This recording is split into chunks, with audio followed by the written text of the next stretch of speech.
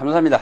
오늘은 제35강으로서 3부 11번째 강의를 드리겠습니다. 오늘은 특별히 우리 종말론에 있어서 가장 중심적인 그 현실적 표현이 될 사건, 바로 예수 그리스도 재림에 대한 문제를 말씀을 드리겠습니다. The Second Coming of Christ라고 해서 예수 그리스도 재림에 대한 문제입니다. 이거는 아주 우리들에게 매우 심각하고 중요한 이 교리적인 뜻을 갖는 내용의 말씀입니다. 왜 그러는가 하게 되면 우리가 종말론을 이야기할 때에 종말론의 기준이라는 것이 항상 우리가 개인적으로 볼 때는 내가 죽으니까 나의 끝은 끝입니다. 그러지만은 우리가 이 일반적인 전체적인 그리고 이 기준선이 언제 어디서 어떻게 줄거져서 우리가 종말론이라는 걸 이야기할 수 있느냐, 이거는 어떤 경우였든지 간에 예수 그리스도의 재림을 기준으로 하지 않고는 역사적인 해석을 할 수가 없습니다. 그렇기 때문에 이 종말론을 우리가 이야기한다는 것은 예수 그리스도의 재림과 연관시켜서 우리가 얘기 드릴 수 있다 하는 말씀입니다. 그런데 이 예수 그리스도의 재림에 대한 문제는 막연히 우리가 교리로 정의하고 믿자 하는 것이 아닙니다. 바로 이거는 이 예수 그리스도께서 하늘로 승천하실 때 직접적으로 그 이외에도 우리가 수없이 예수 그리스도의 재림에 대해서 말씀하고 있습니다. 소위 1000여 번이 넘을 정도로 우리가 이 성경의 사상을 통해서 보게 되면 예수 그리스도 다시 오실 것에 대해서 예수 그리스도의 재림에 대해서 말씀한 걸 볼 수가 있습니다. 그러나 우리가 구체적으로 보게 되면 이리 되어 있습니다. 이 사도행전 1장 9절에서부터 보면은 이 말씀을 마치시고 저희 보는 데서 올리워 가시니, 이거 하늘로 승천입니다. 구름이 가리워 저를 보이지 않게 하더라. 올라가실 때 제자들이 자세히 하늘을 쳐다보고 있는데 흰옷 입은 두 사람이 저희 곁에 서서 하늘로 승천하신 예수 그리스도 좌우에 서 가지고 하는 말이 가로되, 갈릴리 사람들아, 어찌하여 서서 하늘을 쳐다보느냐. 너희 가운데서 하늘로 올리신 이 예수는 하늘로 보심을 올리러 가심을 본 그대로 오시리라. 이렇게 사도행전 1장 11절에 분명하게 말씀해 놓았습니다. 그는 지금까지 예수님이 세상에 계실 때 말씀하셨던 진리에 대한 재림 교훈의 마지막, 이제 다시 요한계시록에 가게 되면 반모섬에 유배되어 있었던 사도 요한에게 예수님이 친히 나타나셔서 누누이 내가 오리라 오리라 속히 오리라, 내가 오리라 오리라 반드시 오리라, 내가 와서 너희들도 나 있는 곳에 영접하리라. 어떻게? 내가 아버지의 보좌에 함께 앉은 것 같이 내가 와서 너희들도 다시 와서 영접하여 나의 보좌에 함께 앉게 해주리라고 약속해 주셨습니다. 그 다음에 이제 우리가 그 전에 한 가지 생각해 봐야 합니다. 우리가 요한복음 14장에 가게 되면은 예수님이 이 세상을 떠나서 제자들과 이별할 것을 말씀해 주셨습니다. 그럴 때 제자들은 갑자기 하늘이 무너진 것처럼 쓸쓸하고 외롭고 두렵고 불안과 공포심에 떨리게 되었습니다. 그러나 예수님이 뭐라고 했습니까? 너희들은 마음에 염려하지 말라. 하나님을 믿으니 또한 나를 믿으라. 그리하면 너희에게 일렀으리라. 내가 가지야만 돼. 내가 가는 것은 너희들을 위해서 너희들이 있을 곳을 예비하기 위해서 가노니 나는 길이요 진리요 생명이니 나로 말미암지 않고는 아버지께로 올 자가 없느니라. 그런 거로 내가 이제 너희들을 위해서 있을 곳을 예비하러 가는데 결국 나를 통해서만 아버지께로 갈 것이다. 왜? 나는 곧 길이라고 했습니다. 우리의 인생이 영원한 생명으로 하나님께로 가는 길 자체가 예수님이 된다 했어요. 진리를 했습니다. 우리 사람은 무엇이 진리인지를 모르면서도 이 진리를 추구하는 본능적인 욕구가 있습니다. 바로 이 진리의 실체가 예수 그리스도라고 말씀했습니다. 그 다음에 우리 사람은 죽지 않는 영생하는 생명이 있어야 합니다. 그런데 이 죽지 않는 생명 자체가 예수 그리스도가 죽지 않는 생명, 바로 그래서 예수님이 제2위 하나님 되심을 우리에게 정확하게 말씀해 주시는 것입니다. 그런 거로 나는 길이요 나는 진리요 나는 생명이니 나로 만미하지 않고는 아버지께로 올 자가 없느니라. 그래서 예수 믿는 사람들은 예수 그리스도를 믿기 때문에 하나님께로 가는 길이 열리게 되는 것이고 하나님이 구하시는 진리의 사람이 될 수 있는 것이고 하나님께서 우리에게 처음부터 주셨던 영원한 영생의 생명을 소유할 수 있게 됐다 이 말입니다. 바로 이것이 예수 그리스도를 통해서 얻어가진 축복이요 특권이요 우리 믿는 자들에게만 주시는 하나님의 은사라고 이렇게 우리가 해석할 수 있습니다. 그런 거로 우리들은 예수 그리스도의 재림을 날마다 고대하고 기다립니다. 저는 죄송합니다만은 어렸을 때 제 아버님께서 밤에 잠을 자다가 뇌성병력이 나면은 가만히 잠을 깨웁니다. 영호가 너 일어나라. 왜 그러십니까? 지금 뇌성병력 치는 거 보니까 천사장의 나팔소리, 우리 주님 오실지 모르니까 우리 함께 기도하자. 그래서 베든 벽에 달 엎드려서 아버지와 함께 기도했던 모습들이 생각납니다. 그래 지금도 이 뇌성병력이 치게 되면 가만히 창문을 열고 밖에 나와서 주 예수의 강림이 불어나니 천국에 보고 얻을 자 회개하게, 혼자 무딘 소리로 잠에서는 깨난 소리로 찬송을 부르고 하는 습관 되어 있습니다. 적어도 예수 그리스도의 재림을 고대한다는 것은 우리 성도들이 승리를 향해서, 축복을 향해서, 영광을 향해서, 영원한 승리를 향해서 가는 방편이요 길이요 한 과정이라는 말입니다. 그렇기 때문에 우리들은 기한과 때가 정함이 없이 우리에게 믿음으로만 소유할 수 있는 길을 열어주신 예수 그리스도의 재림을 날마다 고대하는 이 신앙을 확실히 우리 마음속에 확립을 시켜놔야 한다는 말인 것입니다. 그러면 이제 예수 그리스도의 재림에 대한 것을 좀 더 구체적으로 말씀드려 보겠습니다.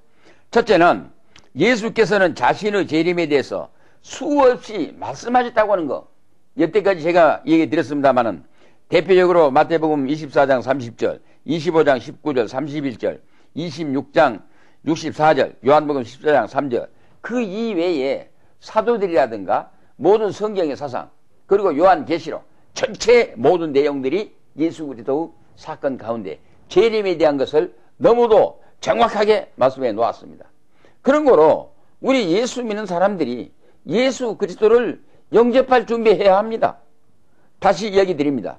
어느 땐가도 한번 얘기 드렸습니다만은 우리가 오늘 생활을 통해 가지고 좋은 일, 칭찬받을 일, 잘한 일을 했을 때는 어렸을 때부터 아버지 어머니에게 빨리 보고 오고 싶어서 뛰어 달려가 가지고 엄마 아빠 불러댑니다. 그래 가지고는 그냥 자랑할 수 있습니다. 그러나 만약에 내가 오늘 하루 생활 통해서 잘못함이 있으면, 예? 부모님 뜻에 거역한 일이 있었으면, 무엇인가 죄를 지은 일이 있었으면 아버지 어머니 얼굴 보기가 두려워서 숨을 수밖에 없습니다. 피할 수밖에 없습니다. 마지못해 나타날지라도 기가 죽을 수밖에 없습니다. 마찬가지로 우리가 예수 그리스도 오실 때에 예수 잘 믿고 당당하게 내가 죽음을 넘어서서 오직 그리스도를 향한 충성을 바치고 신실한 믿음을 지켰다고 하면 예수 그리스도의 재림이 그렇게 반가워서 주여 오시옵소서, 어서 오시옵소서, 빨리 오시옵소서, 주여 내가 이제 주님 기다립니다고 당당하게 예수님을 영접할 수 있을 것입니다. 그러나 이 세상에 살면서 끝까지 고집하고 믿지 않고 죄의 상태에 놓여있던 사람들은 불갑을 예수 그리스도가 오신 것이 두렵습니다. 피합니다. 성경은 말씀하고 있습니다. 얼마나 무섭느냐. 바위덩어리야 내 머리 위에 좀 나를 가려워가지고 그분의 얼굴을 보지 않게 해달라. 산 둥치야 이 산 덩어리가 그대로 내 몸을 감추어서 그분 얼굴을 좀 피하게 해달라고 아우성을 치면서 이를 갈 때가 있으리라고 예수님께서는 우리에게 분명히 미리 세상에 계실 때 말씀해 주셨습니다. 우리가 예수를 잘 믿어야 한다는 것은 분명히 믿는 사람이나 믿지 않는 사람이나 철학적으로나 역사적으로나 모든 다른 종교들까지도 이 종말론을 믿고 있습니다. 의식하고 여기에 대해서는 부인하지 않습니다. 그렇다면 분명히 우리 성경은 예수 그리스도의 재림으로 해서 종말의 역사가 이제 적극적으로 시작된다고, 사건적으로 전개된다고 얘기를 했습니다. 그러면 이제 재림하실 예수 그리스도를 어떻게 맞이할 수 있느냐, 이 문제는 우리가 이 세상에 살면서 어떻게 믿었느냐 하는 믿음과 직결된다는 것을 아시고, 우리 예수 믿는 사람들은 항상 예수님 말씀대로 깨어있으라. 깨어있으라는 것은 우리가 생리적인 휴식을 취하지 말고 잠을 자지 말고 있으라 하는 말씀이 아닙니다. 주님께서 우리에게 말씀하신 이 계명과 진리를 충실하게 지키기 위해서 눈물을 흘리고 땀을 흘리고 피를 흘리고 생명을 바쳐가면서까지 신실한 믿음 안에 있는 사람들에게는 예수님이 이제 어느 때 경각간에 어떻게 오시는지 우리는 당당하게 주님에게로 나아갈 수 있다는 담력을 가지고 자신감을 가지고 그것이 우리에게 승리와 축복의 날이 될 것이라는 가지고 우리는 주님의 재림을 기다릴 수 있다 하는 이 말씀인 것입니다. 그 다음에 두 번째 생각은 단일한 사건인 재림입니다. 재림은 두 번 다시 있는 거 아닙니다. 한 번밖에 없습니다. 예수님이 오늘도 오시고 내일도 오시고 하는 문제가 아닙니다. 한 번입니다. 바로 이 한 번 예수님이 오실 때 어떤 일이 일어나게 되느냐, 여기에 대한 문제가 이제 종속적으로 따라오게 됩니다. 그거는 두 말 없이 예수 그리스도의 강림, 이 커밍입니다. 바로 이거는 어떤 문제가 나오는가 하게 되면 컨크레트, 소위 이 랩추어라 해가지고 휴거가 나옵니다. 공중으로 휴거. 이 휴거라고 하는 것은 이미 주 안에서 죽은 자들은 부활의 영체로 살아나게 되고, 세상에 살아남은 사람들은 이 거룩한 그리스도의 부활의 영체로 바꿔져요. 그러면 살았던 사람이나 죽었던 사람이나 육체가 영원히 합해서 거룩한 그리스도 예수의 부활하셨던 영체처럼 바꿔진 영체로, 그래가지고 이 세상에 남아있는 것이 아니라 공중에 오신 예수님을 영접하기 위해서 공중으로 들리고 올라간다. 이것을 휴거라고 합니다. 요즘에 종종 이 휴거설에 대해서 종말론에 대한 문제를 잘 이해하지 못하고 오해해서 시한부 종말론의 그 주장자들이 언제 어느 날 예수님이 오실 것이다 해가지고는 모어 있다가 그것이 허탕하게 되어 있자 이제 잘못된 것을 그때야 시인하고 이제 머리를 숙인 그런 경우들이 누누이 우리 주변에서 일어나고 있는 걸 볼 수가 있습니다. 그러나 믿음이라고 하는 것은 분명히 예수님이 때와 기한, 이 타임 앤드 오케이션입니다. 이거는 하나님의 권한에 두셨지 우리의 개수의 숫자로 알겁게 하지 않는다고 하셨고, 이거는 믿음의 문제로 맡겼습니다. 믿음의 문제는 숫자 개념을 넘어선 하나님의 의지에 그 뜻만을 향해서 가고 순종하는 것이, 따르는 것이 믿음이지, 믿음을 갖다 계산해 가지고 이렇게 하면 내가 복받고 이렇게 하면 내가 어떻고 이렇게 하면 내가 어떻고, 그거 아닙니다. 내가 하나님이 이렇게 말씀하셨으니까 나는 그대로 따라가면은 하나님의 뜻이 여기서 있어질 것이다, 이루어질 것이다, 이렇게 우리가 가야 합니다. 그래서 성경 우리에게 분명히 히브리서 11장 1절에 믿음은 바라는 것들의 실상이요 보지 못한 것들의 증거니, 이렇게 말씀해 놓았습니다. 이거는 숫자적 개념이 아니고 우리가 시기적 오케이션이나 타임으로 계수할 수 있는 문제가 아니라 하나님을 향한 전폭적인 기대요, 하나님의 정권의 맡기움이요, 하나님께서 처분에 따르는 대로 내가 순종이라는 이 위에 다른 뜻으로는 해석할 수 없다는 말씀입니다.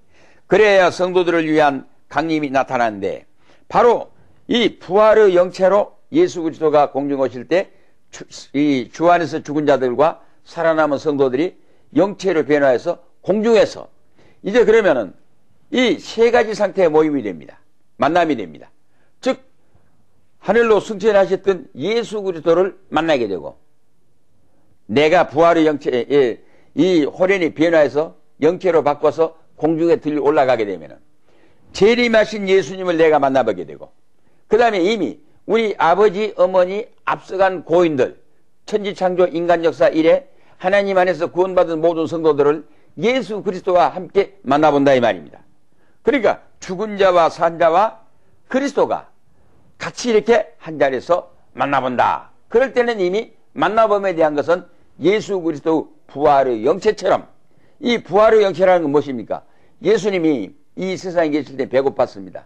눈물도 흘렸습니다. 매도 맞았습니다. 잠을 주무셨습니다. 인간 생리적인 법칙의 지배 아래 그대로 종속되어 있었습니다. 그러나 예수님이 부활하신 다음에는 초월하셨습니다. 골방에서 문을 닫고 딱 밀폐된 창문 안에서 불을 켜놓고 오순도순 제자들끼리 공포에 떨고 있는데 갑자기 가운데 나타나서 평안할지어다 하겠습니다.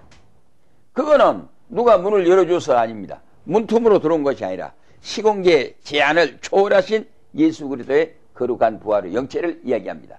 그 다음에 제자들하고 같이 길을 가면서 이야기하다가 순식간에 안 보이고 없어져 버렸습니다. 우리가 예수 그리스도 같이, 예수 그리스도 부활의 영체와 같이 부활의 영체는 시공계의 제약을 넘어선 오직 하나님의 법칙 안에서만 가동하고 움직이는 이러한 거룩한 영체로 바꿔질 것이다. 이것이 바로 우리가 예수 그리스도 강림하신 후에 되어질 내용의 사건이라는 것입니다. 그 다음에 세 번째는 재림 이전의 대일 사건들이 일어날 것입니다. 그러면 예수님이 재림하신다고 했는데 재림하시기 전에 어떤 일이 지상에서 일어날 것이냐 하는 문제입니다. 우리는 종종 지금 종말론을 이야기합니다. 정말 말세일세 말세, 끝이야 끝. 이건 정말 세상의 종말이 다가왔어. 여러 가지 정말 얘기합니다. 그럼 우리가 때와 기한은 알지 못한다 할지라도 우리가 살아가는 이 세상에서 주변에 되어진 사건들을 통해 가지고 예수 그리스도의 재림이 임박해서 다가오는구나. 이걸 우리가 살펴볼 수가 있습니다. 징조를 통해서. 그러면 그것을 성경은 어떻게 말씀하고 있는가? 재림 이전의 사건들입니다. 재림 이전의 사건들의 첫째는 이방인들을 부르실 것이라고 말씀하고 있습니다. 우리가 성경을 보면은 여러 가지 많이 있기 때문에 마태복음 24장 14절, 마가복음 13장 10절, 로마서 11장 25절 모두 이런 데 가서 하면은 예수님이 오시기 전에 이방인을 부르실 것이다. 이 말입니다.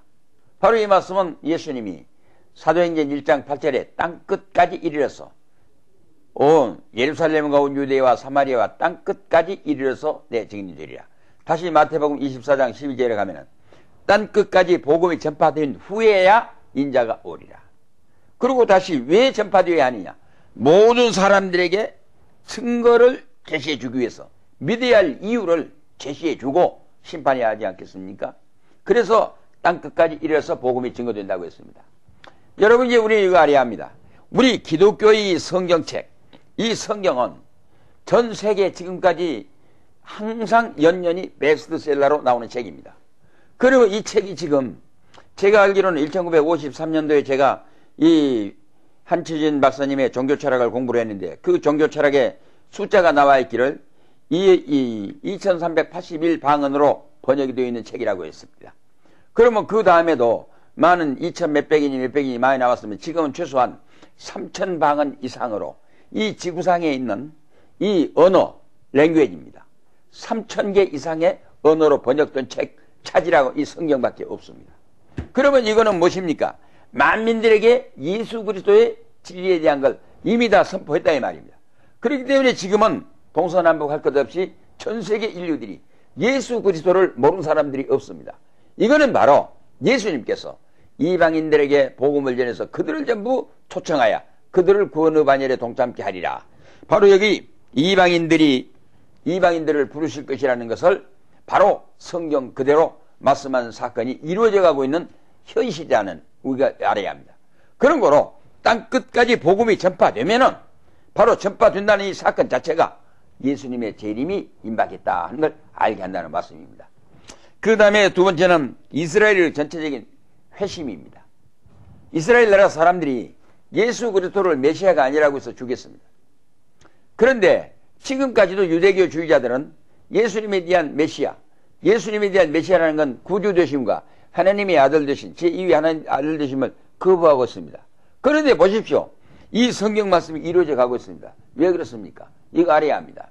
현재 이스라엘 나라는 불과 인구가 350만이 미처 될까 말까 하는 정도밖에 되지 못합니다.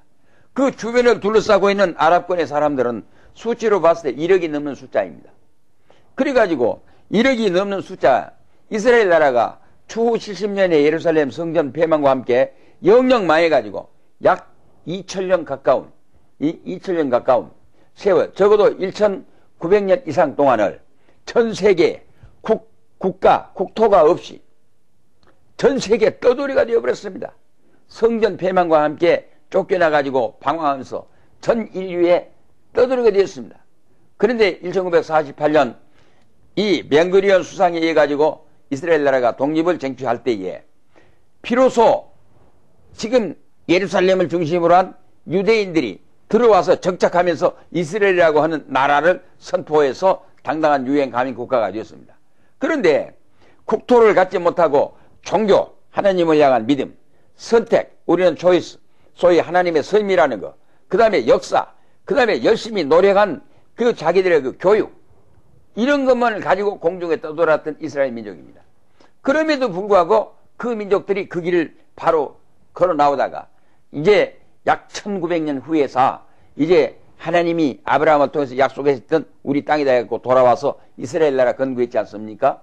그러니까 거기에 살고 있던 팔레스타인 사람들 얼마나 지금 난립니까? 그런데 묘합니다. 이스라엘 나라의 인구는 합해봤자 350만 한 50만 명 될까 말까 한 정도밖에 안 되니까 1억이 넘는 아랍권의 사람들이 밀려오면은 자동적으로 이거는 피하지 못하고 그 자리에서 납죽하게 죽을 수밖에 없는 운명의 아주 어려운 절박한 상황입니다. 역사적인 현실의 상황이. 그럼에도 불구하고 전 세계를 지배하고 있는 미국이 이스라엘 나라에 보조 역할을 하고 있습니다. 그 다음에 전 세계 자유우방들이 전부가 미국을 중심으로 해서 이제 이스라엘 나라를 보호해주고 있습니다. 이건 무엇을 말해줍니까? 아무리 말한할지라도 미국을 비롯한 이스라엘을 지금 지원하고 돕고 호응해주는 나라들은 기독교 국가들입니다. 예수를 믿는 사람들입니다. 그러면 이제 역사 종말기에 가서는 종교전쟁이라는 게 등장합니다. 그러면 종교전쟁에서 지금 회개를 대표로 들 수 있겠죠. 회개와의 타겟은 정치가 아닙니다. 우리 기독교입니다. 그러면 우리 기독교가 우리 모든 기독교인들이 이스라엘을 감싸주고 있습니다. 그러면 이스라엘 나라 사람들은 결국 가서 이 기독교로 회심해서 돌아오지 않을 수 없는 역사적인 현실의 과정을 지금 밟아가고 있다는 거 우리가 생각해 볼 수 있습니다. 그렇기 때문에 이 이스라엘 나라의 회복이라는 것은 한 역사적인 필연적으로 이제 올 하나의 과정으로 남아있다는 걸 볼 수가 있습니다. 그 다음에는 대배교와 대환란이 있을 것을 말씀하고 있습니다. 대배교라고 하는 것은 하나님께 대한 대배교의 행위입니다. 그 다음에 배교 이후에 환란이 계속 따를 것이라는 걸 말씀하고 있습니다. 지금 우리는 생각해야 합니다. 저는 이 자리에서 분명히 여러분에게 말씀드리겠습니다. 우리 신학을 하신 분이나 신학을 하지 않고 교회에 나가신 분들, 예수를 믿는 것과 예배당에 다니는 것은 다르다는 걸 알아야 합니다. 예배당에 다니는 사람은 많은데 진실로 예수를 믿는 사람의 숫자는 몇 명이나 되는가 하는 이 말입니다. 우리 한국에 1300만이나 되는 기독교인이 있다고 합니다. 그러면 그것을 성경에서 말씀하고 있는 정말로 진실로 예수를 믿는 하나님의 믿음의 사람들인가, 이 문제입니다. 저는 여기에 대해서 목사의 한 사람으로서 그렇지 않다고 대답하는 것이 오히려 양심적인 답이라고 이렇게 얘기를 하고 싶습니다. 우리 교인들 보십시오. 우리 목사님들에게 있어서 고민스러운 것이 뭔지 압니까? 첫째는 교리적인 정체성을 가지고 성경이 말씀하고 진실한 교리를 바로 전해줄 수 있는 신학적 지식이 결핍해 가지고 교인들에게 그런 걸 바로 제시해 주지 못합니다. 그러니까 교인들의 대부분이 목사님이 이렇게 하라니까 한다, 그렇게 믿으려니까 따른다, 그러니까 그런다, 그것이지 자기의 그 셀프 컴패션이라고 하는 자기 스스로의 신앙의 고백을 갖는 사람은 별로 많지 않다는 말입니다. 그렇기 때문에 요식적인 행위에 의해서 전부 통제되는 숫자로 1300만이라는 걸 말할 수가 있지. 사실 믿는 사람이 몇 사람이나 됩니까? 누가복음 18장 8절에 예수님은 말씀했습니다. 내가 진실로 너에게 이르노니 인자가 올 때 세상에서 믿음을 보겠느냐. 인자가 올 때 세상에서 믿음을 보겠느냐는 이 예수님의 말씀이, 그러면 전 세계 땅끝까지 이래서 복음이 전해져 가고 우리 한국만 해도 1300만이라고 숫자가 있는데 예수님이 인자가 올 때 세상을 믿음을 보겠느냐, 너무 그러면 역설적이고 반대적인 말씀 아니겠습니까? 그 예수님이 거짓말 하셨습니까? 우리 알아야 합니다. 예배당에 다니는 것과 예수를 믿는다는 건 구분할 줄 알아야 합니다. 우리는 예수 믿는 사람이 되어야 합니다. 예배당에 다니는 사람이 아닙니다. 예배당에 다니는 사람의 숫자가 많아가지고 오히려 가시와 은근히 잡초들이 많아가지고 교회의 신성, 정통성, 진리의 바른 진리를 우리가 지켜나가지 못한다는 걸 알아야 합니다. 그래서 우리는 예수 믿는 운동을 일으켜야지 예배당이 다니는 운동을 일으키면 안 됩니다. 여기에 대한 문제는 앞으로 계속 방법을 우리가 다른 과목을 통해서 늘 얘기 들을 수 있을 것이고, 또한 이제 제게 기회된 대로 이런 문제는 앞으로 풀고 나가야 할 우리 한국 교회가 당면에서 직면에 있는 현재 과제로 이렇게 생각하고 있습니다. 그 다음에 우리는 생각에 적그리스도가 나타날 것이라 했습니다. 이 다니엘서에서 보게 되면 특징적으로 우리가 구약의 예언서라고는 다니엘서에 보기는 작은 뿔이 나타날 것이라고 이렇게 말씀하고 있습니다. 다니엘서 7장 8절, 23절, 24절, 11장 35절 때 작은 뿔의 등장과 거기에서 나오는 모든 반사작용들 말하고 있습니다. 그런데 우리가 적극적으로 이 엔티크라이스트, 소위 적그리스도가 나타나가지고 내가 그리스도다, 또는 이렇게 하면 된다, 우리 생각해야 합니다. 우리 주변에 예수 그리스도의 진실한 진리가 아니면서 예수님의 이름을 걸고 하나님의 이름을 걸고 성령의 이름을 걸고 기독교의 이름을 걸고 나타나서 오히려 기독교를 향한 적대적인 행위, 파괴적인 행위, 이건 전부 적그리스도의 운동이라는 걸 우리 알아야 합니다. 참으로 그래서 우리 기독교 운동을 바로 이렇게 해야 합니다. 저는 여러분에게 진실로 호소합니다. 우리 한국교회가 성경적 진리대로 바로 살아야 합니다. 이것이 우리 한국교회의 갱신이요 개혁입니다. 우리 한국교회가 빨리 우리 한국교회가 지금 전 세계교회를 책임질 수 있는 그래 우리 한국교회의 신학을 정착을 시켜야 합니다. 그래서 우리의 정체성 소위 캐릭터입니다. 우리의 이 트루드 캐릭터 바로 진실한 우리의 정체를 위해서 신학을 확립해 가지고 전 세계가 요구하고 있는 세계 선교의 사명을 수행한 나라가 돼야 한다. 우리 한국교회가 돼야 한다. 바로 이 말입니다. 이 문제에 대해서는 우리가 역없이 계속해서 논의해야 하겠는데 적그리스도 운동을 우리는 분명히 선을 그을 줄 알아야 합니다. 다시 말씀드립니다. 예수를 믿는 것이 아니라 예수의 이름을 가지고 예배당이 다니는 이름을 가지고 이제 기독교 이름을 포방해서 행하는 모든 적그리스도적인 운동들이 이제 진실한 진리 운동보다도 앞서가고 있다는 걸 우리는 알고 진실한 진리를 향해서 우리는 날마다 돌진해야 할 것이다 하는 이 책임감을 느낍니다. 그 다음에는 표적과 기사들이 일어날 것이라고 했습니다. 요즘에도 믿음의 뿌리를 깊이 받지 못한 분들은 이적주의 신앙으로 달려가고 있습니다. 이적이라고는 그 이적주의 사건으로 내려가는데 예수님은 말씀하셨습니다. 마태복음 24장 24절에 가면은 이 마지막 때가 이르게 되게 되면은 거짓 선지자와 거짓 스승들이 일어나서 이적과 기사를 행하면서 하나님의 성도들을 유혹해서 이적으로 몰아낼 것이라고 이렇게 말씀하고 있습니다.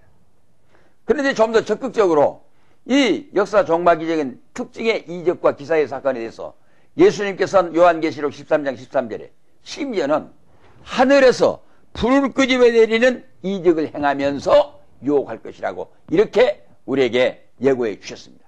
그런데 묘합니다. 우리가 좀 더 한 걸음 더 나아가서 이적과 이 기사를 행하면서 우리를 유혹했던 사람들이 이 요한계시록 19장 20절에서 21절에 가게 되면 이적과 기사를 불을 끄집어 내리는 이적과 기사를 행하면서 우리를 유혹했던 사람들이 마귀와 이 사탄과 함께 영원한 유황불에 던짐을 받을 것이라고 심판받을 것이라고 말씀하고 있습니다. 여러분 우리의 기독교 신앙은 이적주의 신앙이 아닙니다. 기독교의 이적은 얼마든지 계속 일어납니다. 또 일어나야 합니다. 그거는 무엇인가? 하나님은 살아계십니다. 그 하나님이 나와 함께 하십니다. 그 하나님께서 나를 들어 쓰십니다. 그 하나님이 이 나를 통해서 그 이적적 사건을 통해서 일하신다는 걸 보여주기 위한 하나님의 증거입니다. 그러면 우리들은 이적주의에 말려들지 마시고 영원한 하나님의 진리에 순종하면서 믿음을 지켜나가야 한다는 말입니다. 마지막으로는 이제 우리 이 영혼의 마지막으로는 우리 재림과 그 자체에 대해서 간단히 이제 우리가 설명을 하고 마치겠습니다. 이 재림의 시기에 대해서는 아무도 모른다고 했습니다. 왜 모르냐? 분명히 아까 번에도 얘기했습니다마는 하나님께서 자기의 권하에 주셨다는 말입니다. 하나님의 권하에 있는 것을 우리 인간들이 어떻게 알 수 있습니까? 그러니까 우리가 언제 재림이 있다, 언제 어느 날 예수님이 오신다, 언제 끝이 온다, 그거는 잘못된 시한부 종말론자들의 그릇된 이 오류에서 나오는 말이지. 결단코 예수님은 그 재림의 시기를 날짜와 때를 우리에게 알려주시 않았다는 것. 바로 우리가 종말로 이 시한부 종말론을 가지고 예수님이 언제 오실 것이다 수치를 계산해 갖고 나타난 것은 전부가 우리가 여기는 바로 이 하나님의 뜻에 거역하고 불순종하고 반항하는 적그리스도적인 운동의 발상에서 나오는 소량을 알아야 합니다. 그래서 우리들은 하나님의 권하에 두신 것을 가지고 우리가 수치 계산을 한다는 건 잘못된다는 걸 먼저 알고 들어가야 합니다. 그 다음에는 이제 재림의 양식이 그러면 어떻게 예수님이 오실 것이냐, 이것까지는 우리가 알아야 합니다. 예수님이 오심으로 인해 가지고 종말이 이루어지는데, 첫째는 예수님은 인격적으로 오신다고 했습니다. 분명히 완전한 사람 가지고 오십니다. 그 다음에는 형태적으로 오신다고 했습니다. 올라가심을 본 그 상태대로 우리 모든 천하 만민의 사람들이 다 알 수 있도록 오신다고 했습니다. 그 다음엔 우리 육안으로 볼 수 있게 오신다고 했습니다. 갈릴리 사람들이 하늘을 쳐다볼 때 올라가신 모습 그대로 육안으로 볼 수 있게. 그 다음에는 우리 돌발적인 사건으로 오신다 했습니다. 그런 거로 너희는 깨어있으라. 어느 때 언제 도둑이 임할는지 알지 못하는 것처럼 갑자기 들어올 것이라고 하셨습니다. 그 다음에 마지막에는 영광스럽게 오신다고 했습니다. 다시 비굴하게 십자가에 죽기 위해서 오신 것이 아니라 영광스럽게 오신다고 했습니다. 마지막으로 그러면 왜 재림하신가? 재림의 목적입니다. 첫째는 죽은 자의 부활, 산 자의 변화. 두 번째는 심판. 세 번째는 최후 승리, 그리스도의 왕국을 세우기 위해서, 왕국에 들어가시기 위해서 오신다. 이것이 재림의 목적으로 되어 있습니다. 감사합니다.